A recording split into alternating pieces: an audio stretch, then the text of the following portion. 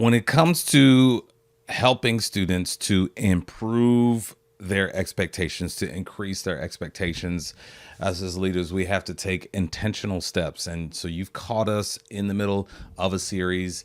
We're talking about how to help students improve their self expectations, because if you're able to address this successfully, just imagine you've got students who are confident, willing, and able to take on any challenge that is before them. They're willing and able to solve any problem that they encounter while they're in your classroom. And with your leadership, with your teaching, that's going to not only help them in your classroom, but that's going to help them well beyond the four walls of your classroom, and once they leave school altogether. And so that's why it's really important. It's really important that this message that we're talking about here, how to help students improve their self expectations. And as we've gone along, we talked about, we're talking about tips that help students improve those self expectations. And the first thing I submitted to you is that we have to help students work on their self talk. They've got to say things to themselves that are going to fill them with encouragement, that are going to motivate them to move forward when it gets difficult. I gave you the quote: your brain is like a supercomputer and your self-talk is the program it will run. Now that's a quote by Jim Quick, and that's awesome if you really think about it. That's how important the self-talk is. So we got to get students to say positive things to themselves. Now, definitely there has to be some corresponding action, but we can't get to that corresponding action if they're saying negative things to themselves. So that's one way that we help students to improve their self expectations. Now, the second thing, this is a little bit more intense, and so we're gonna take a little bit more time on this tip. We have to help students shift their self-image. If students have a poor self-image, it's going to be very difficult for them to take the necessary steps that they need to take in order to find the success that you want for them. And we talked about how the self-image it's a mental picture that everyone has of themselves. And it's based on the beliefs that people have about themselves, is based on the environment, and sadly, unfortunately, what other people say that goes into the picture that we have of ourselves. Now, and sometimes that's a good thing, and then in some instances that's a negative thing. And so where we are now is we're right here when we talk about improving that self-image, that mental picture that your students have of themselves. That's going to help them increase their self expectations. That's going to help them better their self talk. And then as a result, as we said, that's going to help them increase those self expectations. So let's talk a little bit more about that when we talk about that self image. One of the ways that we as leaders in the classroom, we help students increase their self image is by having these one-on-one conferences with students. Now, here are the huge positives out of having one-on-one conferences with your students. Now, when I was in the classroom, I had a desk right next to mine because I made this just a part of my routine, part of my habits. I didn't get to every student, every class, but every pretty consistently, every now and then, I was going one-on-one with my students. It's very important for you to do. Now, it gave me an opportunity to build relationships with students. Obviously, we all know that is key. Now, when you go one-on-one with the student, obviously that gives you a chance to really build that bridge. And then also, when I'm going one-on-one with the student, it gives me the opportunity to give them specific affirmations. Now, when you give students affirmation, when you give them positive affirmations, you want to be specific. It can't be just vague, good job. You know, that you want your words of affirmation to pack a punch. And so you need to be specific. And so that's what one-on-one conferencing, what that gives you the opportunity to be really specific, because it's, you know, when you go one-on-one with the student, you want to have some structure to it. And that's what we're going to talk about today. And then also it gives, you know, it's an opportunity to give students the benefits of an individualized learning plan. You know, not everyone has one of those, and it's somewhat difficult to execute something like that. We're just not there yet, but it gives you the opportunity to take some benefits from that. So let's talk about the framework. I'm going to give you the framework for two types of conferences. Like, remember, teachers are leaders. I'm Marvin Bird, and this is I'm your host. The purpose of this podcast is to equip teachers with the skills and information that they need in order to lead their students to success. And so as leaders, we need to be intentional about everything that we do in the classroom. That lesson has been planned out. We've got that down. Now, when we talk about leadership, when we talk about affecting mindset, we're talking about improving student self-expectation. We have to be intentional as well. So I want to share with you, I have an article here. It's by John Spencer. I will link it in the description. I'll tell you that link will take you to that article, so I'll give you the link to that article. In this article, Mr. Spencer, he offers us, I believe it's 4 different frameworks for one-on-one conferences with students. Now today, we're going to focus on 2 of these frameworks. But before we get to that, I want to talk about birdlinks.com. BYRDLINKS. Birdlinks.com. Birdlinks.com. That is the place that I would like to encourage you to go to get your daily education news. That site is just a really easy site to just flip through, really big tiles. It's got the headlines of each individual story. I'll update it with the top 7 news stories out of education on a daily basis. So I encourage you to make that part of your routine when you seek your news, your education news. So that's birdlinks.com. Thank you for that. All right.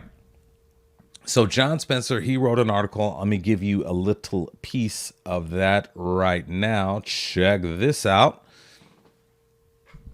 So the first type of conference and meeting with students he gives us is the advice conference. Now, the purpose here is to learn about specific skills that the students are missing. It says here, each student must ask the teacher a series of questions based upon an area where he or she is struggling. This is a chance for targeted, there it is, targeted one-on-one attention and explicit help with a strategy. Now, notice here it also says too, that the students are the ones who guide this process, tapping into the teacher's expertise. Now, depending on what level, you're gonna have to make a few changes, adjustments, adaptations so that it fits the age level of your students. But definitely, students have to enter your room seeking something.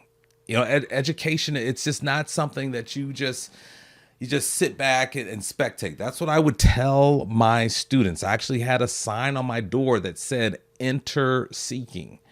So I love this type of conference because it challenges students to ask specific questions. Is that difficult? Absolutely. Getting students to pick up things like this. Yes, it's difficult to get students, it can be difficult. Not all students. It's not difficult with all students, but yeah, it can be difficult to get students to think this way. And so you have to guide them. You have to guide them. And on my website, marvinbird.com, I have a blog post about encouraging students and equipping students to ask better questions. And so what I want to do is I want to encourage you to check that out. And I've linked to that in the description section as well.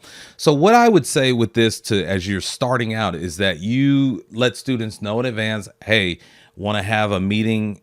I want to talk about, certain skills in that you're going to need in this classroom. And so you may give students a number of those skills that, hey, in order to be successful in this unit, on this test, in this class, these are the certain skill sets that you're going to need to have, and I want to see out of you. And so we're going to have a discussion about skills. So what I'd like for you to do is I'd like for you to prepare, let's say, at least three questions about skills. It could be skills that you feel really good in that area, or it could be skills where you feel like there's some opportunities for growth. And I wonder what I can do to grow in that area. What am I missing? And you take it from there. Now, sometimes what you're going to have to do is during that meeting, you're going to have to help students with follow-up questions. And as you go along, just like anything, as you maintain that consistency, students are going to get better. They're going to get better at doing this, because ultimately what you want to happen is you want them to lead the process. And as it says here, the added bonus of encouraging students to embrace the idea that mistakes are a part of the learning process. And when we talk about increasing self-expectations and improving that self-image, students need to understand that this is important. Like, it's okay to make mistakes, but if they engage in this process, they can try again with better information, and they have a better chance of finding success down the road because they were a part of this process and trying to understand, okay, what is it that I'm missing? Why did I miss the mark here? I wonder why. And so, one-on-one with my teacher to try to figure that out. Again, students taking ownership of their learning. So, how does this build self-image? Well, students see and experience that learning it's a journey. And as I said before, it's okay to make mistakes.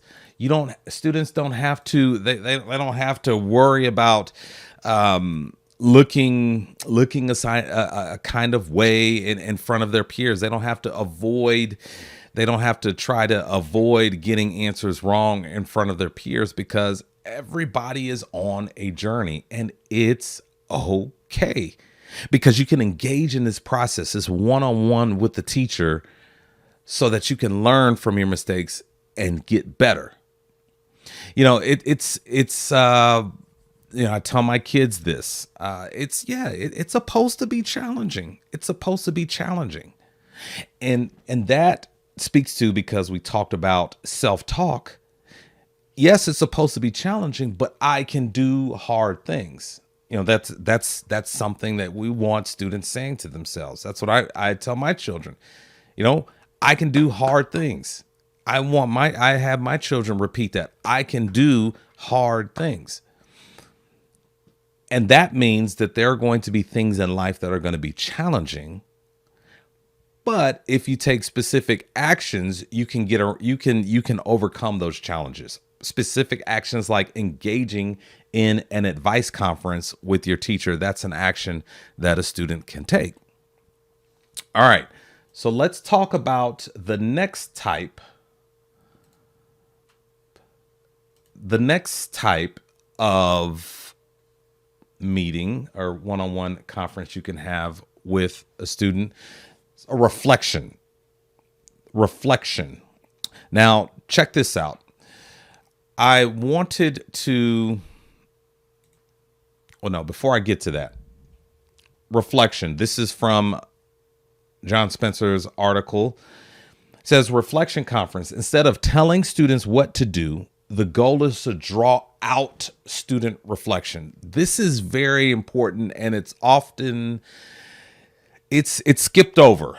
Reflection is very important, and one of the things that I'm trying to do right now is I'm trying to build this into my day, even at the beginning and end of the day. It's challenging, but it's so important.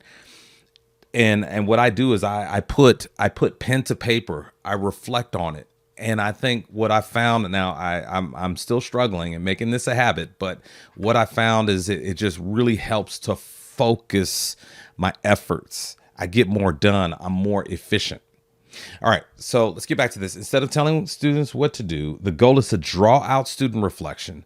The teacher uses a series of reflective questions to lead students through the process of metacognition and into the setting and monitoring of goals. All right, so reflection. Students, they sit back and they reflect. Now here, I want to give you this.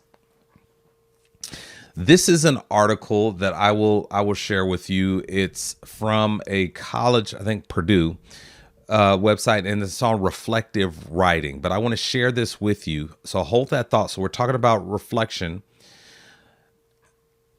It says here, reflection is a process where students describe their learning and how it changed and how it might relate to future learning experiences. And it is a skill that often goes undervalued in classrooms that are packed with content. And that is so true. We've got this pacing guide. We've got to get through all these things. But reflection it's an important step in the process. As a matter of fact, there's a 2014 Harvard study that this article references, and I'm gonna link to that because I'm running out of time here. But it's just really interesting. In this study, what they found is that there was an increase of over 25% in efficiency of results over the control group. So they had one group, their job was to, what they did after they completed the exercise is they reflected on how things went.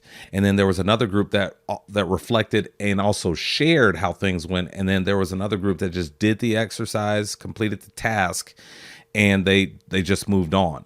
But this study, this 2014 Harvard study, they found that they were able to prove that there is value in reflection. There's value in reflection. So this process goes like this.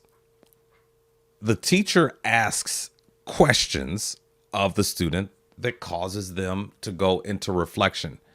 Now, I found a PDF of a number of questions to ask students to cause them to go into reflection, and I'm going to link to that as well, so you'll have that. But just here's an example. Like, what are you most proud of about your project?